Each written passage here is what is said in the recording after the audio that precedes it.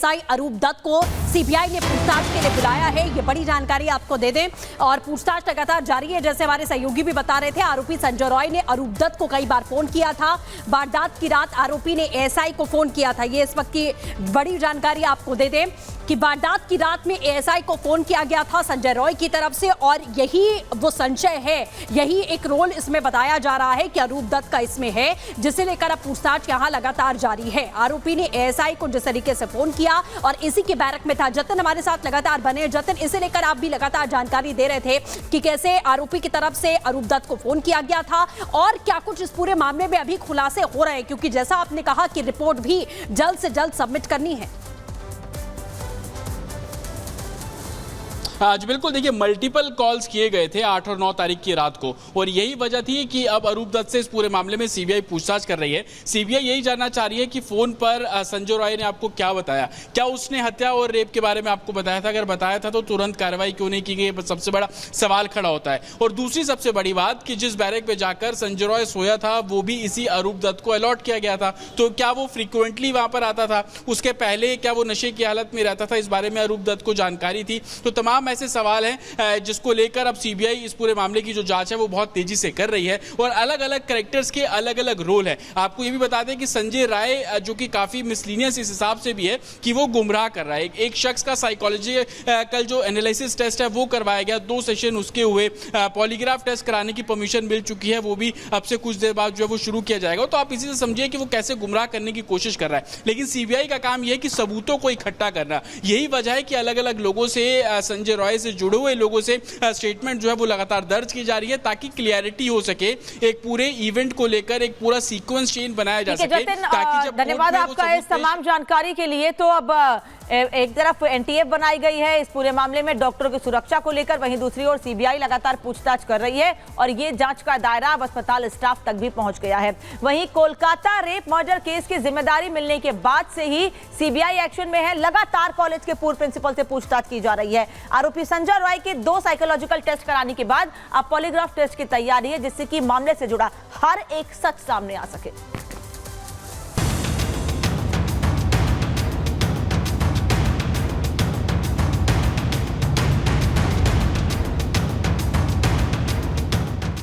Kolkata rape murder case में पूर्व principal Sandeep Ghosh और आरोपी संजय रॉय पर सीबीआई का शिकंजा कसता जा रहा है।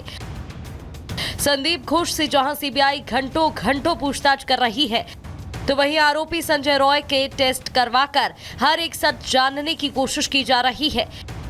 हर एक छोटी से छोटी चीज की तलाश हो रही है।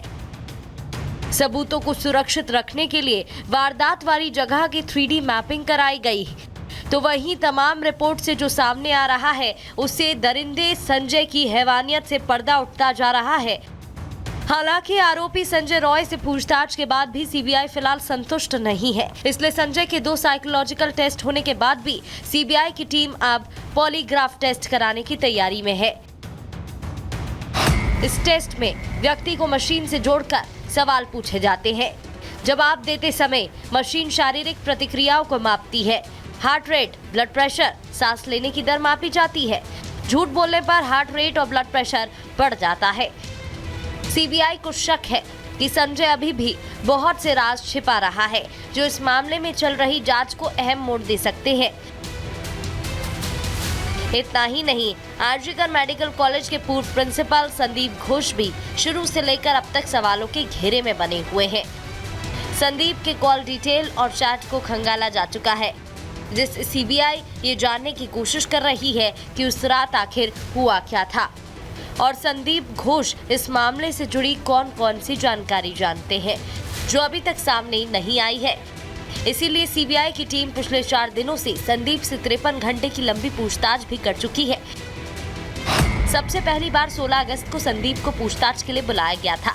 इस दिन संदीप से 12 घंटे की पूछताछ हुई। उसके बाद 17 अगस्त को 13 घंटे पूछताछ, तीसरे दिन 18 अगस्त को 15 घंटे पूछताछ और कल यानी 19 अगस्त को 13 घंटे पूछताछ हुई। मामले का जल्द खुलासा हो सके, इसके लिए इस केस की कमान सीमा पाहुजा को सौंपी गई है, जो पहले भी ऐसे कई मामलों को सुलझा चुकी है। सीमा पाहुजा ने ही पहली बार जांच में साइंटिफिक टेक्नोलॉजी का इस्तेमाल किया था। और अब उनको कोलकाता में हुई हैवानियत की सच्चाई सामने लाने की जिम्मेदारी मिली है। Bureau report, Republic Bharat.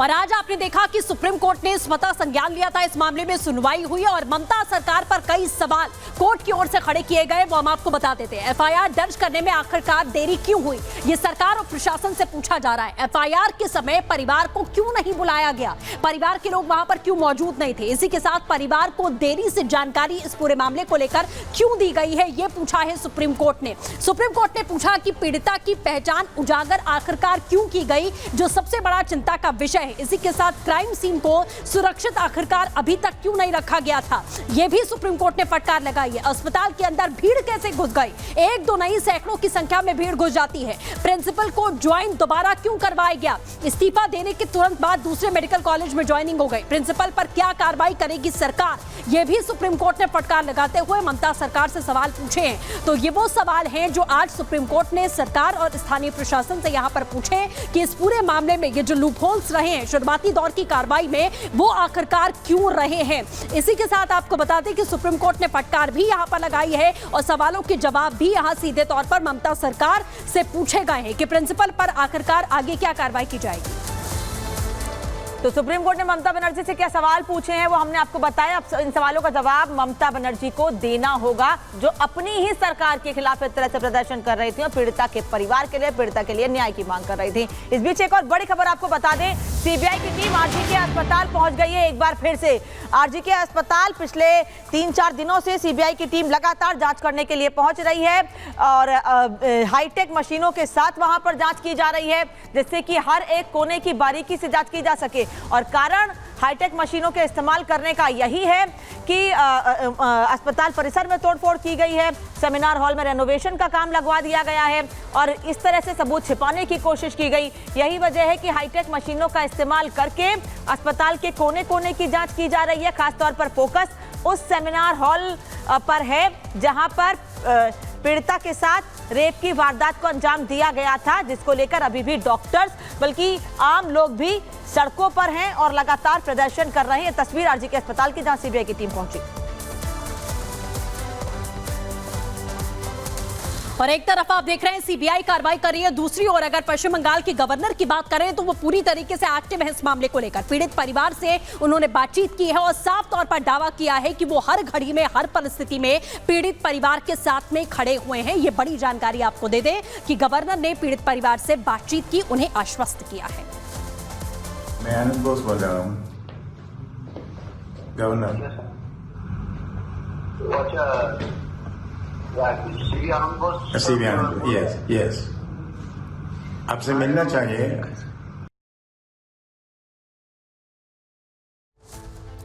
हम सब आपके साथ हैं। ठीक है, आप तो मेरा प्रशासनिक प्रधान है, आपके पास एक मेरा, हम लोग एक ही आदमी है, हम I want justice. We will get justice, we are all with you. आज मैं दिल्ली में हूँ, दिल्ली में सारे लीडर्स के बारे में मैं यह डिस्कशन किया है। जब आपका कन्वीनियंस है मैं वहां घर आऊंगा, आपकी कन्वीनियंस है। ठीक है, आने से, आपका आने से हम तो बहुत अच्छा लगेगा। मैडम कैसा है? आप हमारा प्रशासनिक प्रधान है, आप जो गाइडलाइन हमको देंगे हम ऐसे चलने का कोशिश करेंगे। हम सब आपके साथ हैं।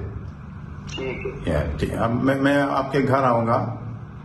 ठीक है, ओके, ऑल द बेस्ट। ठीक है, ओके। और कोलकाता के आरजीकर मेडिकल कॉलेज में हुई हैवानियत के बाद ममता सरकार की कार्यप्रणाली को लेकर सुप्रीम कोर्ट सख्त है। सुप्रीम कोर्ट ने एफआईआर से लेकर पूर्व प्रिंसिपल संदीप घोष को दूसरे कॉलेज में नियुक्त किए जाने को लेकर अपनी नाराजगी जताई है। साथ ही सीबीआई और बंगाल सरकार से जांच रिपोर्ट सौंपने को कहा गया है। रिपोर्ट देखिए।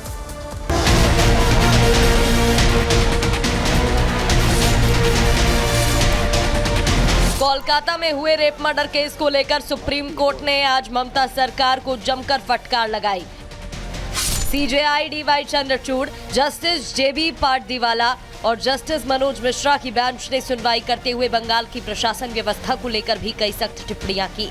सुप्रीम कोर्ट ने राज्य सरकार की कार्रवाई पर सवाल उठाते हुए पूछा कि वारदात के बाद एफआईआर दर्ज कराने में देरी क्यों की गई, क्यों पीड़िता के माता को देर से सूचना दी गई, क्या प्रिंसिपल ने हत्या को आत्महत्या बताया? पुलिस ने क्राइम सीन को प्रोटेक्ट क्यों नहीं किया? अस्पताल में हुई तोड़फोड़ को सरकार ने क्यों नहीं संभाला? पीड़िता की पहचान को कैसे उजागर होने दिया गया? इतना ही नहीं, वारदात के बाद एफआईआर में हुई देरी को लेकर भी सुप्रीम कोर्ट ने राज्य सरकार को फटकार लगाई। सुप्रीम कोर्ट ने पूछा कि सबसे पहले एफआईआर किसने और कब दर्ज कराई, जिसका जवाब देते हुए पश्चिम बंगाल की तरफ से पेश हुए कपिल सिब्बल ने बताया कि रात 11:45 पर एफआईआर दर्ज की गई। इसके बाद नाराजगी जताते हुए सुप्रीम कोर्ट ने कहा कि आखिर वारदात के इतने घंटों बाद भी हॉस्पिटल प्रशासन क्या कर रहा था? क्यों एफआईआर दर्ज होने में इतनी देरी हो गई? यह हॉस्पिटल प्रबंधन की जिम्मेदारी थी कि वो एफआईआर दर्ज कराता। आरजीकर मेडिकल कॉलेज के पूर्व प्रिंसिपल संदीप घोष को लेकर भी सुप्रीम कोर्ट ने ममता सरकार पर सवाल उठाया और पूछा कि राज्य सरकार ने अब तक प्रिंसिपल संदीप घोष पर कार्रवाई की है। जब प्रिंसिपल खुद इस मामले में संदिग्ध है तो कैसे उसको तुरंत दूसरे कॉलेज का प्रिंसिपल नियुक्त किया गया? इतना ही नहीं, जिस जगह वारदात को अंजाम दिया गया वहां रेनोवेशन का काम कैसे किया जा रहा था? कैसे हजारों लोगों की भीड़ को मेडिकल कॉलेज के अंदर आने दिया गया?